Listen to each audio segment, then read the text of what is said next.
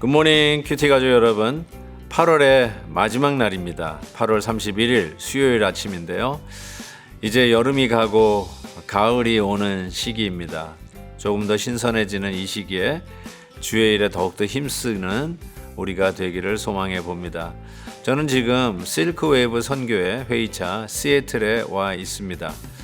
모든 일정을 통해서 예수 그리스도의 복음이 확장되고 하나님의 은혜가 가득하기를 기도해 주시고, 저는 잠시 후에 수요 예배 때 뵙도록 하겠습니다.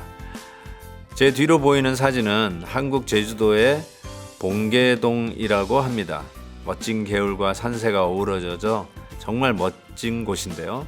하나님의 솜씨가 보이는 것 같습니다. 사진을 보내주신 곽사라 집사님께 감사를 드리고, 오늘도 하나님의 솜씨를 찬양하며 말씀을 따라 승리하는 날 되시기를 바랍니다. 오늘 함께 부를 찬송은 53장 하늘에 가득 찬 영광의 하나님입니다. 다 함께 1절을 찬송하겠습니다.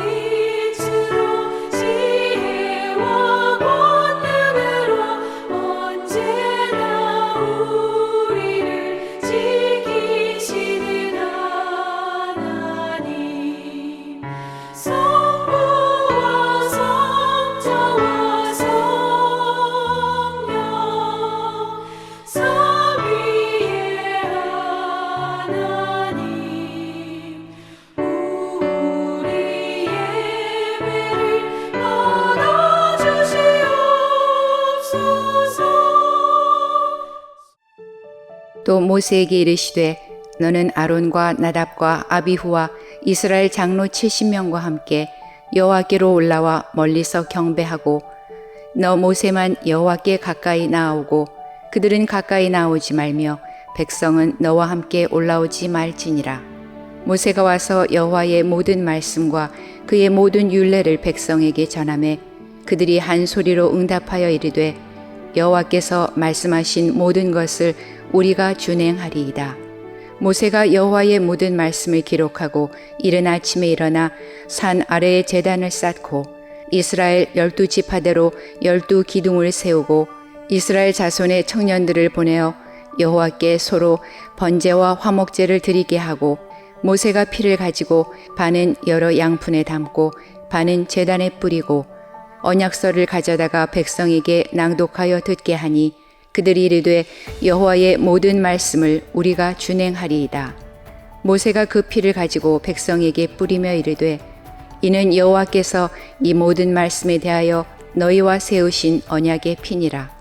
모세와 아론과 나답과 아비후와 이스라엘 장로 70인이 올라가서 이스라엘의 하나님을 보니 그의 발 아래에는 청옥을 편듯하고 하늘같이 청명하더라. 하나님이 이스라엘 자손들의 존귀한 자들에게 손을 대지 아니하셨고 그들은 하나님을 뵙고 먹고 마셨더라. 여호와께서 모세에게 이르시되 너는 산에 올라 내게로 와서 거기 있으라. 내가 그들을 가르치도록 내가 율법과 계명을 친히 기록한 돌판을 내게 주리라.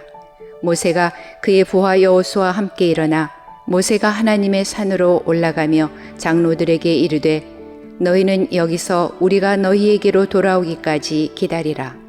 아론과 훌이 너희와 함께 하리니 무릇 일이 있는 자는 그들에게로 나아갈지니라 하고, 모세가 산에 오르매 구름이 산을 가리며 여호와의 영광이 시내 산 위에 머무르고 구름이 엿새 동안 산을 가리더니 일곱째 날에 여호와께서 구름 가운데서 모세를 부르시니라. 산 위에 여호와의 영광이 이스라엘 자손의 눈에 맹렬한 불같이 보였고 모세는 구름 속으로 들어가서 산 위에 올랐으며 모세가 40일 40야를 산에 있으니라. 하나님께서 이스라엘 백성들의 대언자 모세와 그리고 오늘 말씀 보니까 이스라엘 장로 70명을 하나님 앞에 부릅니다. 그리고 그들에게 전달한 말씀을 모세가 이스라엘 백성들에게도 모두 다 전하게 됩니다. 3절 보십시오. 모세가 와서 여호와의 모든 말씀과 그의 모든 율례를 백성에게 전하며, 이 모든 말씀을 다 전하는 거죠. 요즘 우리가 듣고 싶은 말만, 백성들이 듣기를 원하는 말만 전하는 게 아니라 어쩌면 귀에 거슬리는 말도 하나님의 말씀일 때 가감없이 전해야 되는 것이 메신저의 사명이라고 생각합니다. 모세가 하나님으로부터 받은 말씀, 모든 율례, 모든 하나님의 법을 백성에게 전합니다. 그때 백성들의 반응은 이렇게 나옵니다. 그들이 한 소리로 응답하여 이르되 여호와께서 말씀하신 모든 것을 우리가 준행하리이다. 이것이 부흥 아닐까요? 하나님의 말씀이 떨어지자 온 성도들이 그 말씀을 듣고 우리가 그대로 준행하겠습니다. 아멘. 우리가 순종하여 행하겠습니다. 온 성도가 이렇게 반응한다면 그게 부흥이 아닐까 싶습니다. 부흥은 영어로 revival, 라틴어의 그 revisitation, 즉 하나님의 재방문을 의미하는 것이죠. 하나님이 우리를 떠났다가, 아니 우리가 하나님을 떠났다가 다시 하나님의 재방문이 이루어지는 것. 어떻게 하나님이 우리를 재방문하실까요? 하나님의 말씀이 다시 우리 귀에 들리기 시작하는 거죠. 하나님의 말씀을 들을 때 가슴이 미어지고 아파오고 회개하게 되고 시원해지고 막혔던 하수구가 뚫리듯 우리의 심령에 죄악과 어두움으로 막혔던 은혜의 통로들이 말씀 가운데 완전히 뚫리는 역사. 바로 이것이 부흥 아니겠습니까? 온 백성들이 우리가 준행하겠습니다 라고 하는 이 말씀, 우리 베델의 공동체가 이 말씀과 함께 하나님의 신실한 공동체가 하나님의 말씀이 들릴 때 우리가 준행하리이다. 이 고백이 있기를 바랍니다. 우리 자녀들이, 우리 식구들 중에 그 어느 누구도 빠짐없이 하나님의 말씀이 우리에게 들려질 때 우리가 준행하겠습니다. 이런 고백과 함께 말씀 안에서 우리의 가정들이, 우리의 공동체가 회복되어지는 은혜가 있기를 진심으로 바랍니다. 그래서 우리는 항상 하나님의 말씀 속에 거해야 되는 절대적인 필요성이 있다는 것을 다시 한번 깨닫게 됩니다. 모세가 이와 같은 율법과 계명을 친히 기록한 돌판을 새겨주실 그 하나님 앞에 가는데 40일 동안 이렇게 떠나 있었던 것을 봅니다. 그냥 당장 주셔서 내려가게 하지 왜 40일이라고 하는 그 인터벌을 주셨을까, 이런 생각도 해보게 됩니다. 근데 이 40일이라는 인터벌이 어쩌면 하나님이 그의 백성에게 주신 이 테스팅 피리어드, 시험 기간이 아니었나, 이런 생각을 해보게 됩니다. 40일 굉장히 의미 있는 숫자로 성경에서는 다루어지고 있죠. 여러분도 아시다시피 예수님도 광야에서 40일 시험 당하셨죠. 모세가 40일 동안 떠나 있었던 이 기간, 정말 테스팅 피리어드인데 이때 우리는 압니다. 미리 출애굽기 후반부에 가보면 아시지만 그 40일 시험 기간을 이 유혹을 이기지 못하고 금송아지를 만드는 기간이 이 기간이기도 했습니다.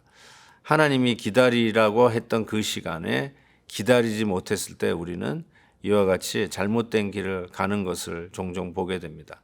그렇지만 이 40일은 어쩌면 우리에게 있어서 우리의 신앙의 수준이 어디에 와 있는지를 볼 수 있는 시간입니다.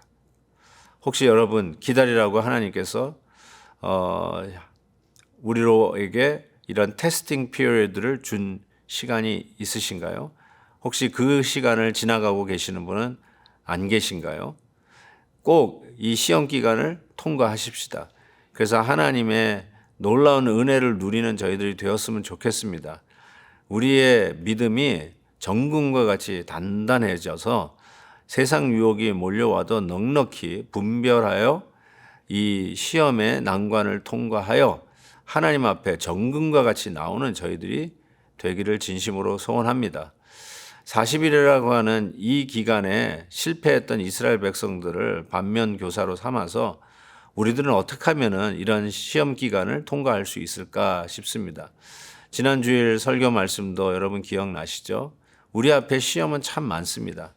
그렇지만 우리를 넘어뜨리려고 하는 시험을 오히려 우리의 신앙을 정제하고 더욱더 세련되게 하고 더욱 단단히 만들 수 있는 기간으로 바꾸어서 이 시험을 통과할 수 있다면 우리의 신앙은 업그레이드 되고 하나님 앞에 더욱더 정금같이 빛나는 믿음이 될 줄 믿습니다.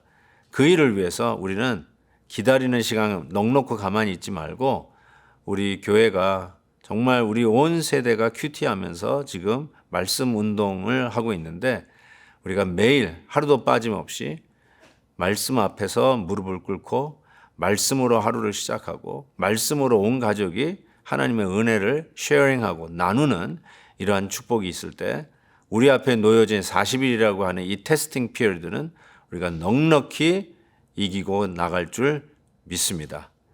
하나님 아버지, 오늘도 말씀에 귀한 은혜로 찾아와 주셔서 감사합니다. 이 말씀이 아니면 우리는 40일이 아니라 일주일도 견딜 수 없는 연약한 죄인임을 고백합니다. 매일매일 우리의 결단을 가지고 큐티할 수 없는 수많은 이유들이 우리의 삶에 있다 할지라도 하나님 아버지, 우리는 좌로나 우로나 치우치지 아니하고 주님 바라다 보며 말씀으로 하루를 시작하는 저희들, 저희 가정이 저희 믿음의 공동체 되게 하여 주옵소서. 예수 그리스도의 이름으로 기도하옵나이다. 아멘. 내일도 뵙겠습니다.